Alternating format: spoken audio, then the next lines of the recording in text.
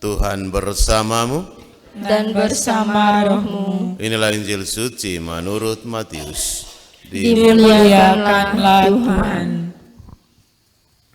Dalam khotbah di bukit, Yesus bersabda, hati-hatilah, jangan sampai melakukan kewajiban agamamu di depan orang supaya dilihat. Sebab jika demikian, kalian tak akan memperoleh upah dari Bapamu yang di surga.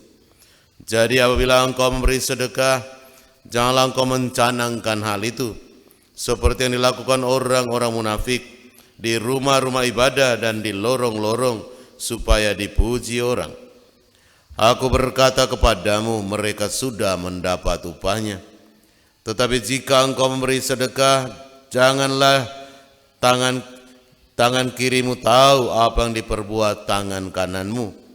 Hendaklah sedekahmu itu diberikan dengan tersembunyi, maka Bapamu yang melihat yang tersembunyi akan membalasnya kepadamu.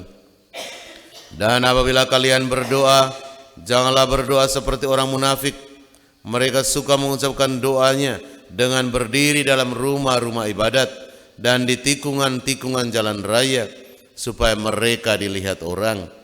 Aku berkata kepadamu, mereka sudah mendapat upahnya. Tetapi jikalau engkau berdoa, masuklah ke dalam kamarmu, tutuplah pintu, dan berdoalah kepada Bapamu yang ada di tempat tersembunyi.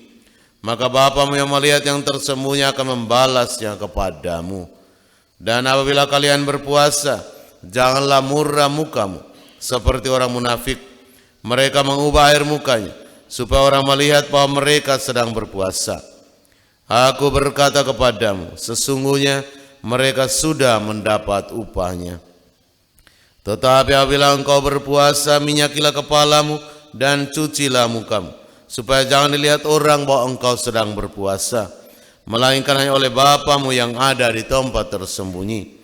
Maka Bapamu yang melihat yang tersembunyi akan membalasnya kepadamu. Demikianlah sabda Tuhan. Terpujilah Kristus.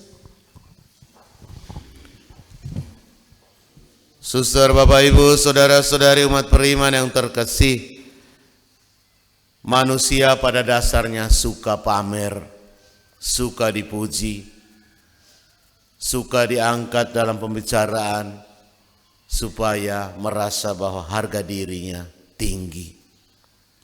Tetapi menurut versi Tuhan, kalau kita mengharapkan pujian, maka itulah upah kita. Kalau ada orang yang sudah mendapatkan pujian, ucapan selamat, maka di situ kita sudah dapat upah kita. Berdoa sebagai orang beriman adalah berdoa karena yakin bahwa Allah melihat ketulusan hati kita. Maka berbuat kebaikan bagi orang beriman Katolik itu harus berbuat kebaikan dengan tersembunyi, bukan untuk supaya dipamer-pamerkan. Melakukan kewajiban agama juga bagi kita orang Katolik, kalau kita masa puasa, tidak untuk harus dikatakan bahwa kami puasa, maka kau harus hormat kami. Tidak. Puasanya kita harus puasa diam-diam. Karena Allah melihat apakah puasa ini tujuan untuk pamer atau memang untuk tujuan rohani, supaya relasi kita untuk koreksi diri, perbaiki diri, melihat segala salah dan dosa kita, ataukah sekedar supaya dapat pujian bahwa oh dia hebat, dia bisa tidak makan, dia bisa tahan diri, wih dia jago sekali, hebat sekali orang ini. Dia tidak makan dari pagi sampai malam, baru makan satu kali. Kalau seperti itu, apa poinnya? Hanya sekedar supaya dapat pujian. Tidak ada poinnya. Tidak ada manfaatnya. Puasa yang benar adalah bagaimana melihat kembali. Apa manfaat untuk tahan diri dari makanan itu apa? Supaya tahan nafsu. Nafsu untuk omong orang, nafsu untuk buat dosa, Itu yang paling penting. Nafsu yang berpikir tentang orang lain jahat. Nafsu untuk mengeluarkan kata-kata yang tidak baik. Itu yang lebih penting. Jadi bagian cara belajarnya adalah rem diri, tahan diri untuk makan itu. Salah satu supaya tidak boleh makan yang enak. Itu contoh cara-cara saja. Tapi yang lebih penting daripada itu adalah perubahan sikap dan cara hidup. Maka mari kita sungguh-sungguh melihat kembali apakah doa dan puasa kita selama ini sesuai dengan Tuhan kehendaki atau masih jauh dari itu.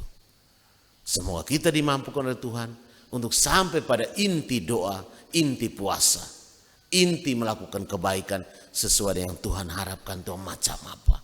Tuhan memberkati kita. Amin.